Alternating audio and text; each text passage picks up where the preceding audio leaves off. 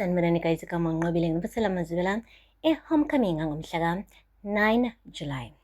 Hayi-ke guys, uthe methi uyaphaphama ushwabi embedeni, hayi bo. Methiphuthaza isayidi langaka-right, akekho nkosikazi, kwenzenjani?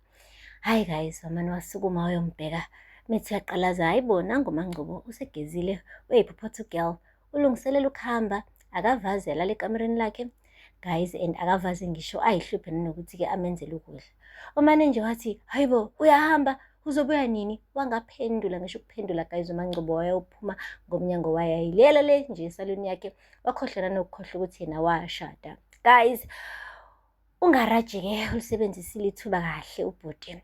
Wafika kahle, sathi uyashanela kwisaloni yakhe uMaNgcobo, ezosho ukuthi awu kodwa Mthandeni, ngithi angizokubheka la.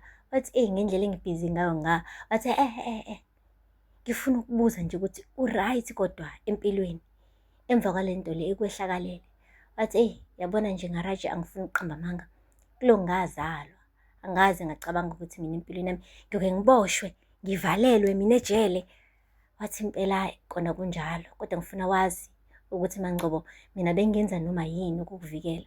Uyazi nawe ukuthi ngisanda ukuqala lapha emsebenzini wamaphoyisa, izwi lami alisho lutho. Ngizamile ukukhuluma nabo kodwa abangizwanga, abangilalelanga. Kodwa ngifuna wazi ukuthi ngiyokwenzela noma yini mina, ngikuvikela, ngikwenza isiqiniseko sokuthi ngohlezi ngikhona, ngisasekhona namanje empilweni yakho.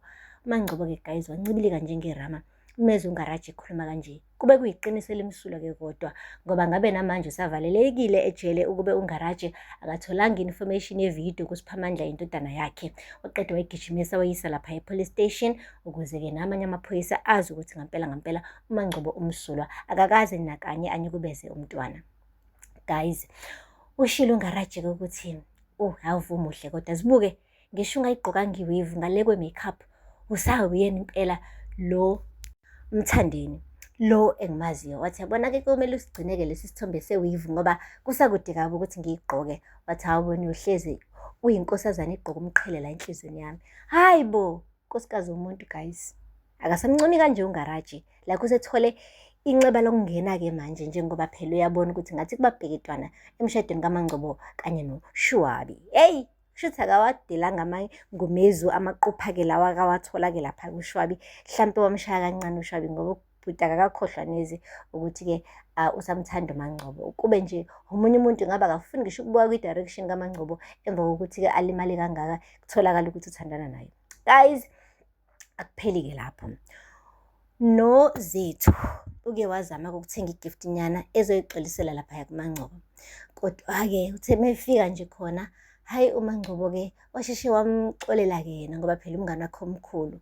Wazama nokuchaza-ke ukuthi noShwabi ubhizi la, uletha amaflawa, uletha ochokolate, uletha yonke into ukuzama ukuxolisa, kodwa-ke akuvuma ukuthi amxolele ngoba ubona ukuthi-ke njengoba phela beshadile ngelinye ilanga kuyodingeka ukuthi-ke uShwabi njengendoda amvikele uMaNgcobo. Ubona sengathi uzophinda mphoce njengoba nje imphoxile indodana yakhe ekhetha ukuthi-ke akholwe yiyona esikhundleni sakhe uMaNgcobo. Ubona sengathi lo mshado awuzuba umshado waphakade since ehlule into encane nje ukuthi amvikele la emdinga khona kakhulu. Kodwa-ke enye into embambile kuMaNgcobo ukuthi akazi ukuthi uzobalekelaphi ngoba akanakhaya, akanamama, akanababa, akanasisi, akanabhuti. Ubona sengathi-ke noma efuna ukumshiya uShwabi, kodwa-ke kulukhuni ngoba akazi ukuthi uzothi memshiya ashone ngaphi. Guys, akupheli-ke lapho. Le kohlongwane, hayi impela sengathi iy'nyawo kamama amawotwana lawa kadayiswa-ke uNomfundo impela ahamba phambili ehle esiphundu, ngoba ngisho nasephejini-ke le-social media omama-ke hayi impela bawuvala umlomo ngale y'nyawo zakhe, bathi akaqhubeke ayipheke aphinde futhi abalethele ngisho-ke nasemakhaya mekumele, like yabo besende i-order endlini impela ngoba hayi zihle esiphundu. Guys, uNomfundo-ke uyamgqugquzela uma wakhe ukuthi aqhubeke ayipheke ngoba akupheli ngisho u-30 minutes 40 minutes kungathenganga abantu abawu-3 noma abawu-4, kanti kushona ilanga-ke isikhafutini si-empty. Kutholakale-ke ukuthi kunabantu ekhampanini enkulu impela abafuna-ke manje ukusebenzisana naye-ke uma kaNomfundo benoZethu, ngoba babona sengathi ama-spices akhe iwona lawa aqavile kulezi y'nyawo lezi ayidayisayo.